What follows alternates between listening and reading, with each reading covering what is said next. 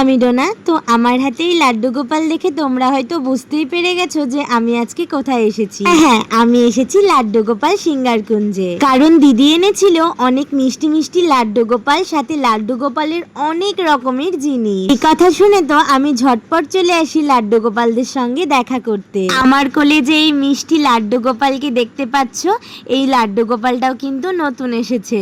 আর এই লাড্ডু গোপালকে কোলে নিয়ে আমার যে কি শান্তি লাগছিল তোমাদের আমি বলে বোঝাতে পারবো না। আর এই লাড্ডু গোপালটা এত মিষ্টি আর এত মিষ্টি ছিল যে কোল থেকে আমার নামাতেই ইচ্ছে করছিল না। আর এইখানে আর একটা কিউট লাড্ডু গোপাল বসে আছে, আর সাথে দেখো ব্যাকগ্রাউন্ডটা যে দেখতে পাচ্ছ, এই ব্যাকগ্রাউন্ডটা কিন্তু নতুন এসেছে দিদির দোকানে। আর এই ব্যাকগ্রাউন্ড গুলো নিতে গেলে কিন্তু তোমাদের ঝটপট চলে যেতে হবে লাড্ডু গোপাল সিঙ্গার কুঞ্জে।